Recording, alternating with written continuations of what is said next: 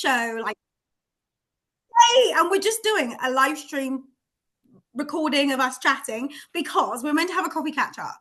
And there was just too much wisdom that's being like dropped. It was like we were straight up channeling our ancestors. Our Nigerian ancestors were like, today we will speak to you. Today you will hear the wisdom. So I was like, the generator I am, because human design, obsessed with it, tells me you have to go and flow. You have to take the action, inspired action. So this is the inspired action.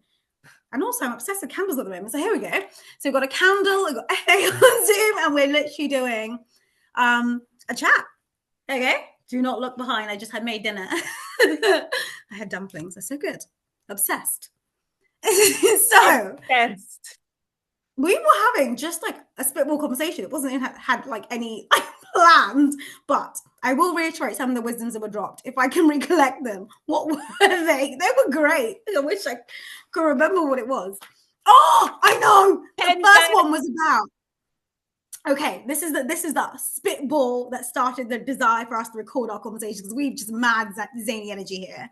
So basically, we were talking about like language, and I think we're saying like how people say you're a black independent strong woman, strong independent woman, and I was like, wait, don't you dare curse me with a bad time.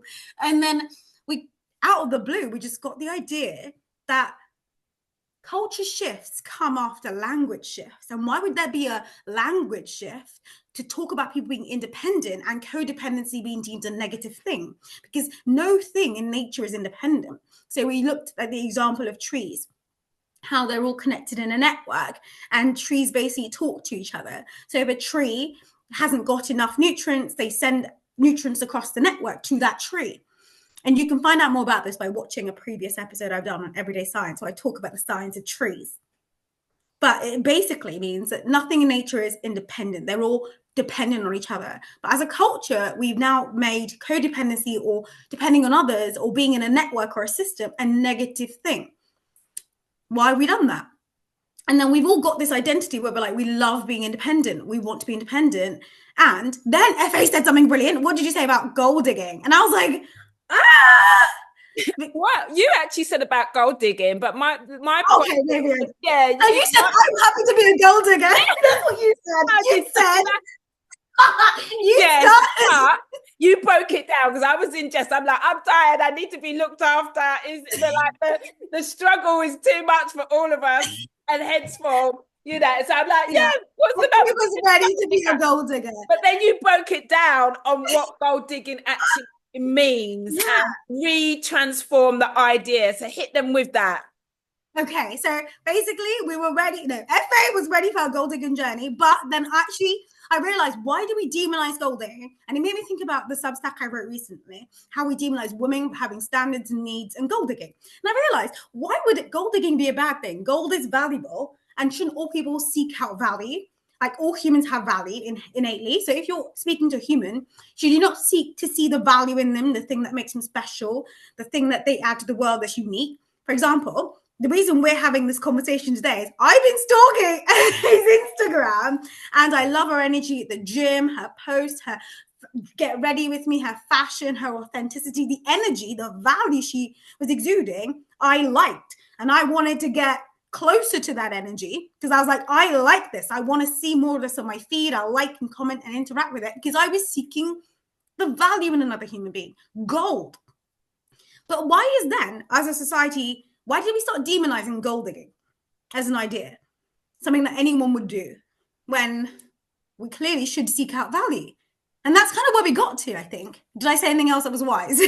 You said a lot of things that were wise, but just to add, like just the way you broke it down and our understanding of the essence of digging for being one, we should be digging for being a better person, digging for being, having souls that exemplify like a golden soul, a golden aura and a golden life. And I think essentially that is it. And if you can find people in order to create and sustain and support that, there is nothing wrong with that. And so we all it's like you said, it's that wonderful circular motion of what we get from one another. And that's why you have connected and will be friends, sisterhood for a long time, because we've realized that we are both each golden, and that will then at up the ante of our Yeah. lives, essentially. So yes, that Yeah. is the wisdom of us together and how powerful that will be. Hence, all of you are getting the wisdom as well now. Yeah, we're dropping it on you because generally you should be seeking the gold in yourself, the gift in yourself, the thing that makes you special and gifting that to the world by becoming that. It's like becoming, if you've got the potential, let's say you're little and you hear music and it just inspires you and you daydream about playing, that's value. So dig that gold, learn that instrument, practice it, play that music, put it online, let people enjoy your gifts and the abundance of it, because that's seeking your gold. And your gold could be, the person super good at organizing or community bringing together or cooking a delicious meal that lights up everyone's souls and nourishes them and brings out, brings everyone to the dinner table that has the wildest conversations and sharing of wisdom, because that is gold. And seek the gold in yourself, grow that gold, grow that in each other and support each other. And I think that's actually how we make the world better. But when we go on this path where we don't seek gold anymore, I worry that with the language and the culture shift of demonizing gold digging, demonizing the codependency that is in nature and natural, that we're actually tipping natural wisdoms that nature knows and maybe our ancestors always knew, to create a very dangerous and violent experience for ourselves where we aren't nurturing our souls, doing what's right for us as humanity. So why did we get here? Why? And I always think, if anything happens, is it accidental? Why did this cultural evolution occur to the point where we're here? So that's where I'm like, Well, I think that's most of us. And you've given everyone a food for thought. Very strong. how did we get here?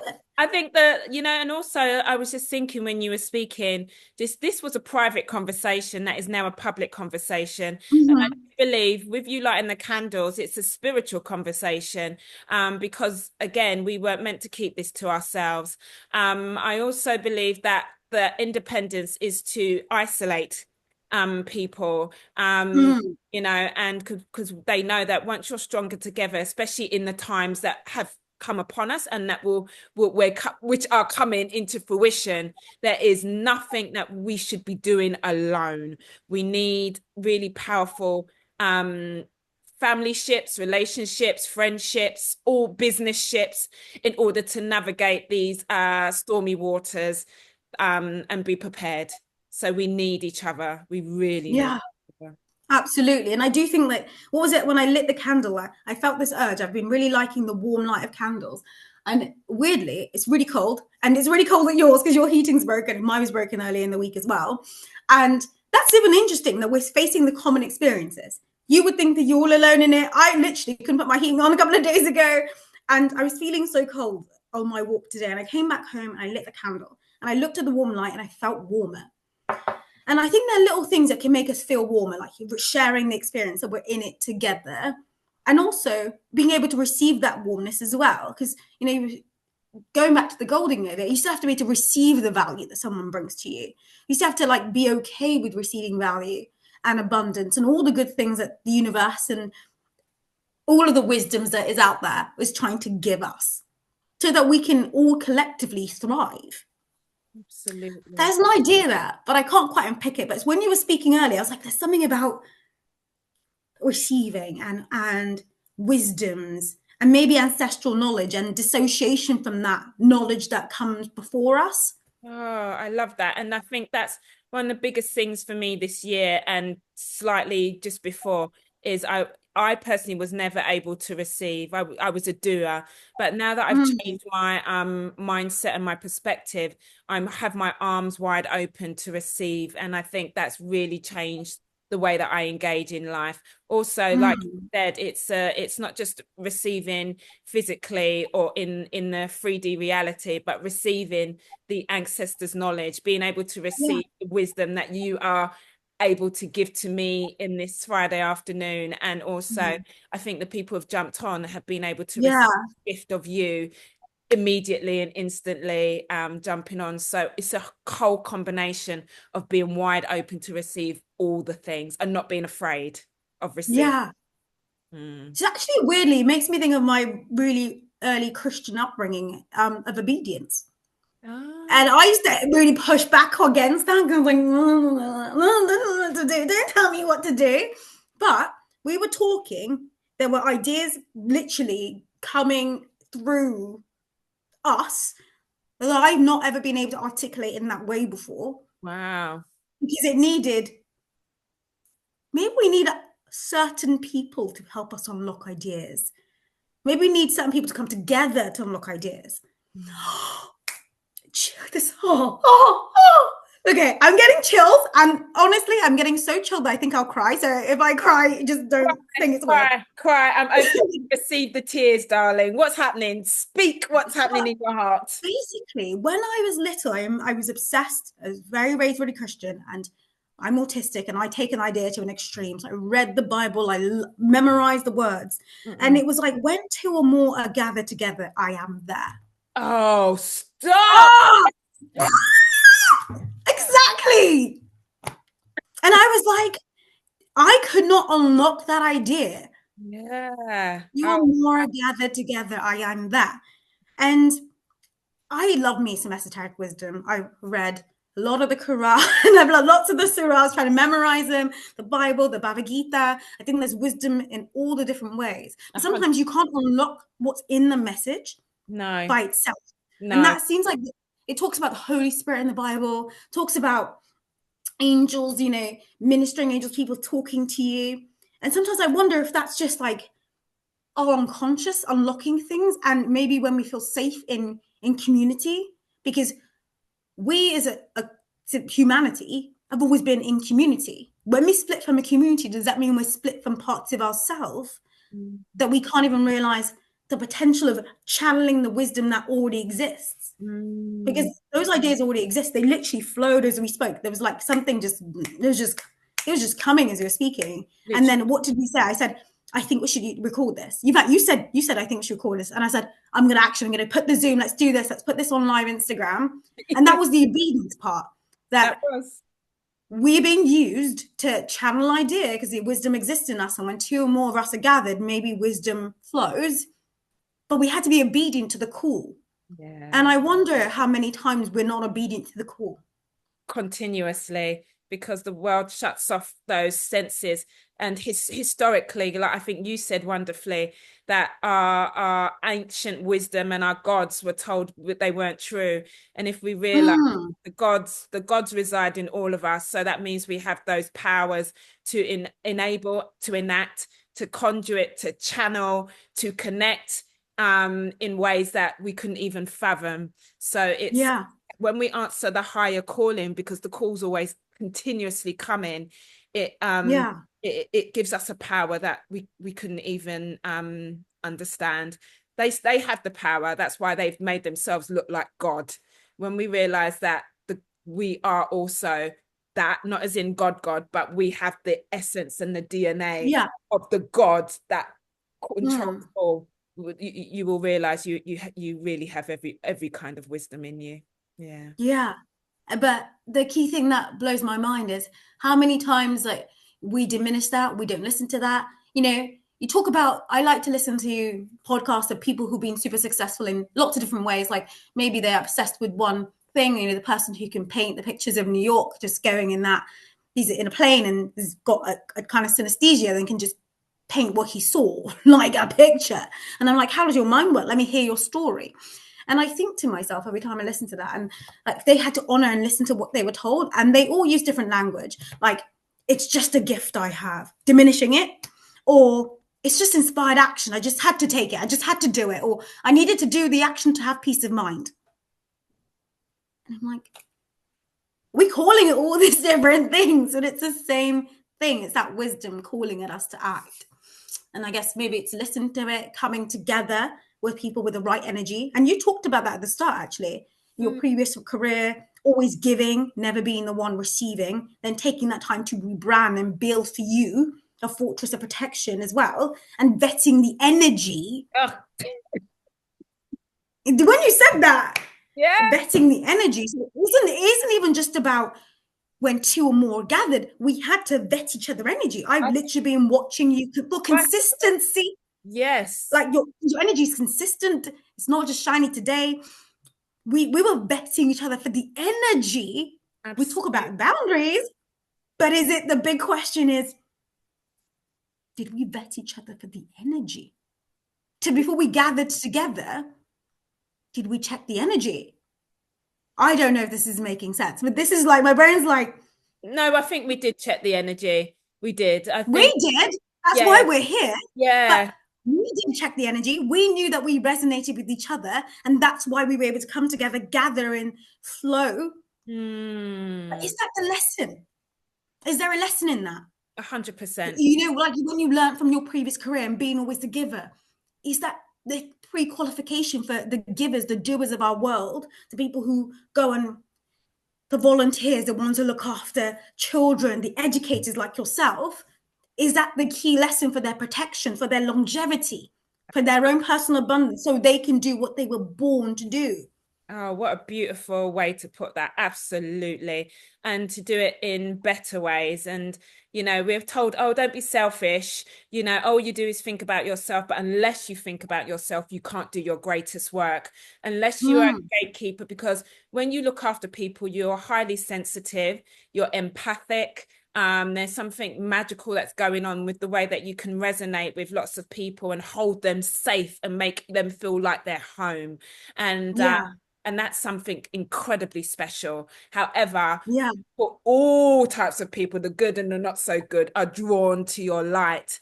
Hence, why yeah, you have to be a gatekeeper of that, because yeah, at the end of your days, you will realize that there's nothing left. Your gift has been taken, and you will not be able to give yourself your own presence as a present.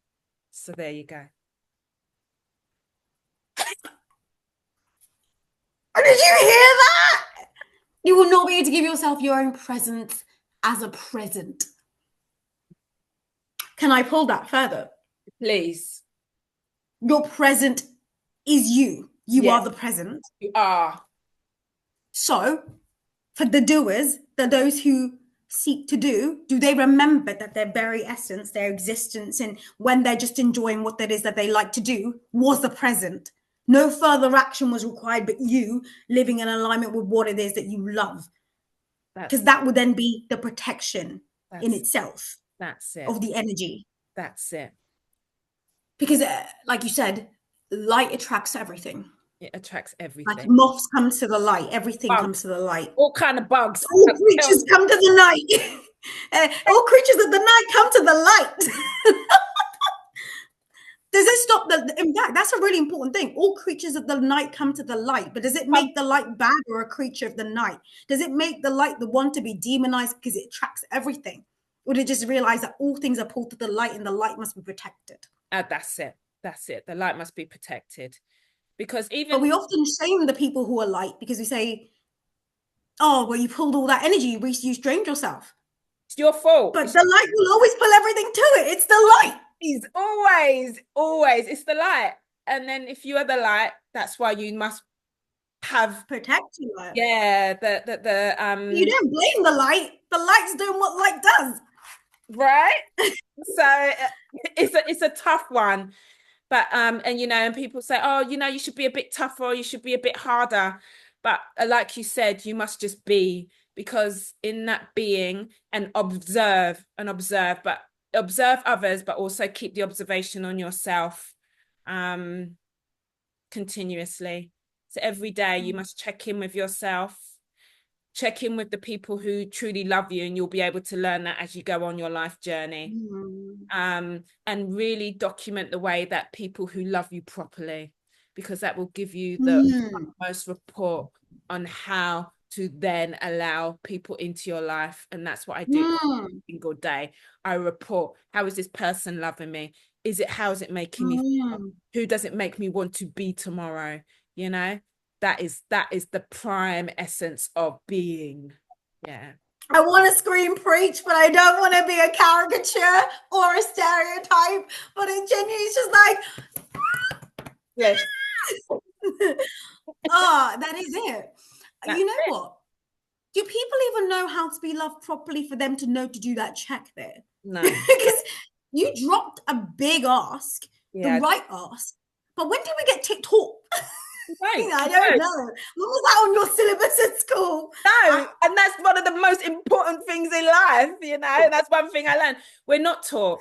And if you want to learn, we'll accept crumbs of love from all different corners, Mm, corners, because we haven't been taught to love ourselves. Our parents and their parents mm, haven't been. If you're of ethnicity or religion, we completely mm.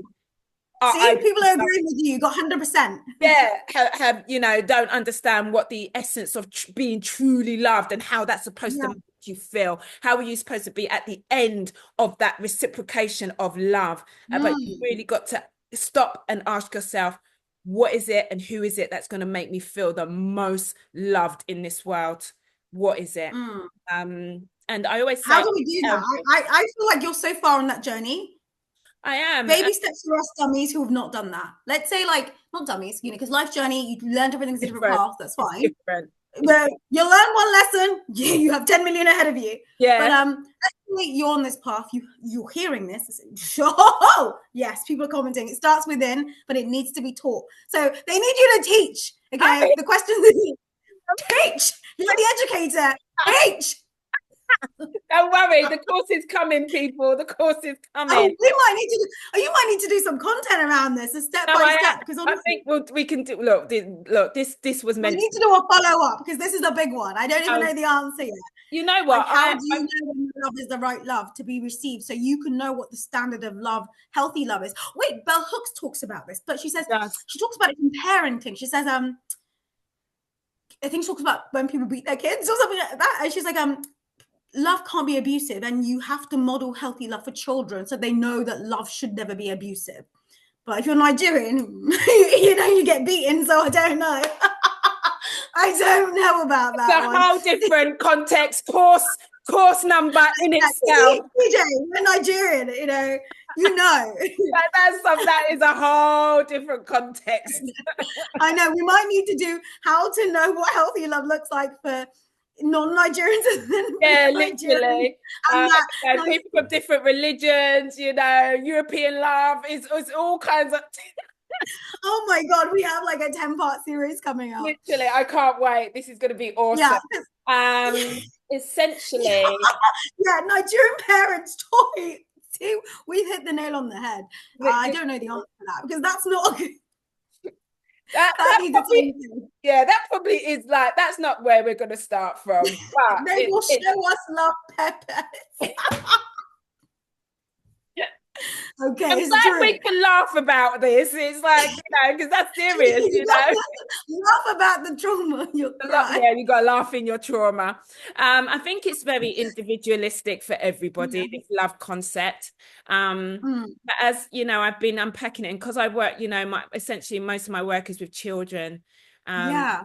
it's unpacking the way that they see love, understand love, how they want love, Mm. how they're, wanting to receive love, and then how they take it into their adulthood, which then all of us adults then have to really have a sit down with ourselves about what love is for them.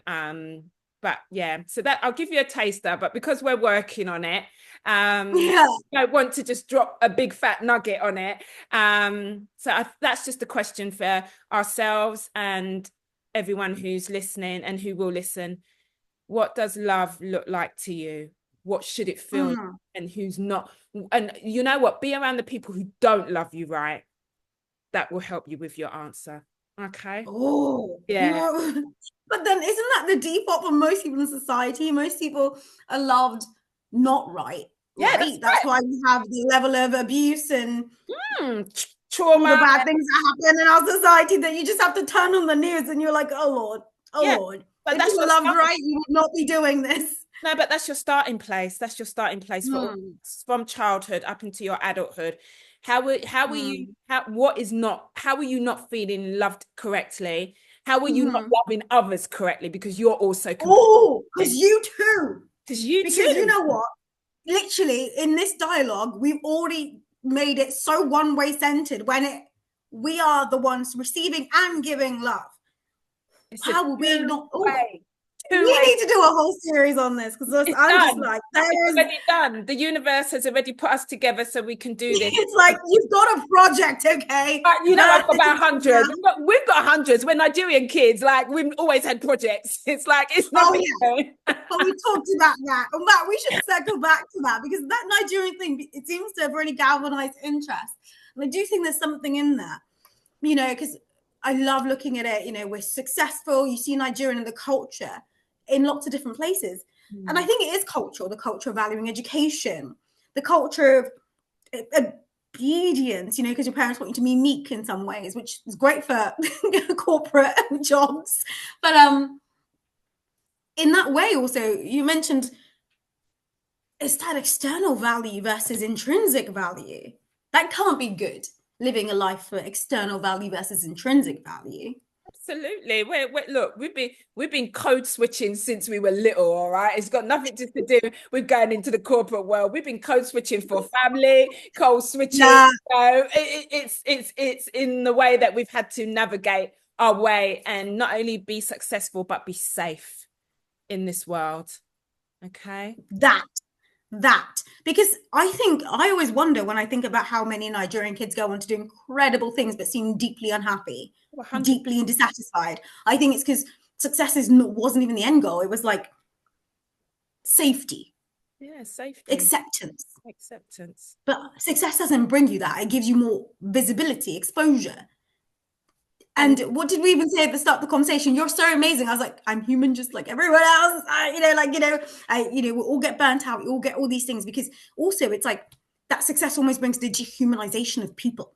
Interesting. Yes, Which absolutely. is the antithesis of what that Nigerian kid who's getting a whooping for failing in an exam is like trying to avoid. Is that pulse of success and that focus on success, is it actually meeting the primary, like that kid's need? Because when I say the kids, it's like we're still driven by inner child. Like that child's like 100%. pulling the strings. Like we're doing all these things to meet whatever need that is. That especially the one you mentioned. Secondly, safety. Yeah. How does success and safety clash? Oh, all the time, at the end, like, because Yeah. to be successful, like you wonderfully said, you have to be out there. But and to be successful was to be safe, even like it's a hard one. How can I put this? Actually, it's a bit complex. I don't know if I can break this down We need another series. We got 10 more minutes to solve all these ideas. Literally. You know what? That's a hard one. I tried to answer, and then I just thought, EFE, you don't have the words. It's just safety happens at different times. That's why most people are suffering from anxiety, panic attack, and stress in record levels that we couldn't even imagine. We've taken the stuff from our childhood and said, you know what, and this this may keep us safe. But then we realize as a Black child, that's not going to keep you safe. As a child of a different ethnic or religious group, that's not going to keep you safe. Being successful in the corporate world, even though you're outdoing all of your colleagues, that's not going to keep you safe because they feel threatened by you now, and they will then make it unsafe for you and put obstacles in your way in order to trip you up to get rid of you.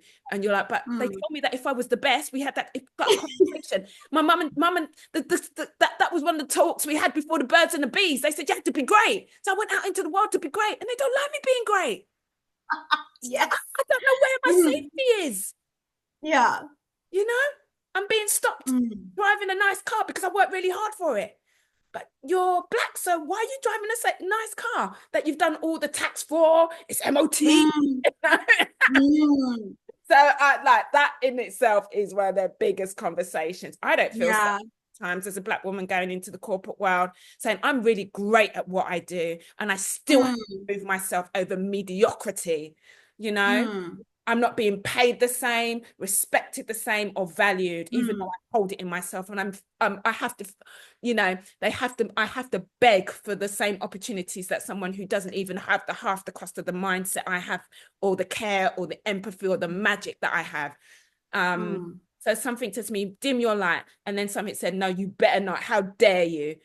And say that to everybody. Don't you ever dare. If they don't want you to be great, you be 10 times greater. And you will find safety in the knowledge that you are one of the greatest things that was ever to bless this planet Earth. And there's where your safety will be. All right. So safety's back in you. That's Yeah. what I heard. Safety's back in you, in the knowledge that you are exactly expressing your talents, your gifts, knowing that you're the best, because you have to express what you are. You've got to meet your standard. Literally. Safety's in you. Safety's Absolutely. never going to be outside of you. Never. Not with your parents, not with your lovers or husbands or Yeah. anybody. It's all in you. And that is the independence that maybe that we're talking about. However, you Yeah. find people who will then appreciate, love, and be proud of that greatness. Yeah. And you come together to be the most powerful entity and body of humanity. That is the... But there's a practical, like, on a philosophical level, I'm like, yes. On a practical level, if you're getting stopped, that's feels safe still. I know, but if you're getting stopped in the road in your nice car, it doesn't feel safe still. You don't, because at the end of the day, none of us is getting out of this alive. So we're never going to. Why do we forget that? Life is precarious, full stop. So you're never going to feel entirely safe, all right? That's why do we forget that, though? In this conversation of safety, we're seeking it so vehemently that we forgot the end of the road is still at the end of the road. You're driving on a path and it's got a very clear destination, and just there's nowhere else to go but the end of the road. And so safety doesn't even matter in some degree, because it, like, the road might be shorter than some people. Like, you don't even know. I don't know. That one's got my mind confuddled. Well, that's great, because that's how our mind's supposed to be, thinking about things, ruminating on it. I think when we met at the Karen Brady, I don't know if you listened to the Katie Piper talk. The acid attack story. Yeah. I saw Flower Benjamin, but I missed her one. She filled my spirit, and she reminded me never ever to give up on myself. She was put under such conditions of not feeling safe. Even now, she doesn't feel safe, but she has cultivated how she wants to live her life. And I think that's one thing we all need to sit with ourselves and cultivate. What do we want for ourselves? How do we want to live our life? And then, you don't have 100% safety, but you're just, you're trying to just live on your terms with the love that you deserve, the people who deserve your time, and the fun that you want to have in your life, because it goes like that. So you might as well be having fun, but be nice to people as well, Have fun being nice. Look, do you know what? I have such hate for the word nice. I have such hate for the word nice. I love kind. Why? So I have a thing. I've seen people who are nice. They're superficially nice. They're nice because people are watching. They're nice because it has no consequences. And I've been in public life before. I've seen people, I got someone spat in my face when I was elected official. People saw, right? But they were nice people. People I knew, I'd seen in the shop. They would say, thank you for coming to our kids' school. Like, they were nice people. But for me, kindness comes with cost. I'm going to stand up in that moment. That's unacceptable. Yeah. Don't do that. Stop. Yeah. We're all here. Because we're collective here, you should feel shame that you can't harm her. Yeah. That's kindness. Niceness doesn't cost you anything. Niceness is like, niceness even gives you something. Niceness gives you a positive influence because you think you're a nice person. Kindness costs. I like kindness. Okay. When I do something, it costs me sometimes, but that's the right thing to do. I get you. All right. Yeah. I'm going to that charity event to support that cause, but actually today I don't feel like it. Not because there's no reason, I just don't feel like it. But kindness costs me. I'm going to get myself out of bed. I'm going to drive in the cold. I'm going to do that. Kindness costs. Yeah. Something isn't right. I'm seeing my colleague being spoken bad to. It's not acceptable. Kindness costs. You speak up. Maybe there's a consequence that someone might not promote you because they now think you're difficult. Kindness costs. Niceness is alliance with the person who owns the most power in every dynamic. So, like, we've seen already the rise of EDI movements declining in organizations that said they cared about it. Yeah. I've seen amazing people fighting for this. I follow Emily C, the space girl, and she's been fighting for it. She had a keynote that they cancelled because of this movement, right? Because the university didn't want to be on the bad side of the new president. they were nice before, right? They were nice in putting all the virtue signaling of caring about people, everyone thriving in a world where everyone could access education to reach their highest potential. So the whole world benefits and everyone giving their value, right? That was nice to do. It didn't cost them anything. No, Kindness cost. it Being does. in integrity costs. Yeah. So I don't want to be nice. I want to be kind. I want to be in integrity. I know it's going to cost me something sometimes. Maybe one day someone's going to hate me and they're going to think, don't, like, maybe there's a, maybe, there's a political attack and certain people and demographics are being protected. I want to be able to know that I trust myself to pay the cost and say, I stand up for the person being oppressed, regardless of what. If I lose my life today, I was kind. I lived in integrity. Kindness costs. Niceness doesn't do anything. Throw it away. Don't care about it. So I think it's that we have a very interesting culture of niceness. Yeah. Be kind, Okay. truly. And it's not about being kindness. Have a standard and live in integrity with it. And maybe your level of integrity will be different to mine because you value something different. That's fine. Because my values will be different to yours. That's fine. As long as you're not cruel and hurting other people, it's fine. Different values. Mine will be children protected. A Absolutely. world where everyone can reach their potential. Absolutely. Removing barriers so that people can really thrive. Because I wonder, in a world where there's no barriers and everyone can really thrive, we'll solve all the problems because the genius exists here. Exists here. Just let Absolutely. it flow. Absolutely. That is my value. That's what I stand on. That's what I want to realize in the world. That's integrity for me. That's Absolutely. what I'm going to live in. So, and it's actually kindness to yourself, not even kindness to others, because that integrity, that living in integrity with your standard, like when I go to the gym on a day because I said I was going to do it, and not because like not when I'm sick or there's caveats because I can be toxic about being pushing myself, but when it's because I said I was going to do it and it's the right thing for me to do, and I'm not sick and I'm not going to and it's not a form of self harm. I'm doing because it's integrity with my standard for myself. And the Yeah. reason I do that is I'm kind to myself because I'm building self-reliance, self-competence, self-trust. I trust myself. What that gives me is peace of mind. I sleep easy those nights when I've done everything integrity with myself. It's not Absolutely. even just being kind to other people or anyone else thinking I'm good. I don't care. Most people, I just don't care. No offense, people. I don't. I really don't. Because you might like me on here, but if I don't like me here, I'm Right. in hell. Yeah. There doesn't need to be the Literally. end of life, the end of the road to find out if you're going to heaven and hell, to know you're in hell. You're in hell. So, Literally. yeah. So it's actually the biggest kindness to yourself to live in that integrity as well. Because you're like, I've done what I believe in. This is my value systems. I'm living in them. All code. Peace, peace, peace, peace of mind. You know, I love doing this, but it's peace of mind. And that's what I really about. And niceness doesn't give you peace of mind. You're absolutely right. Okay.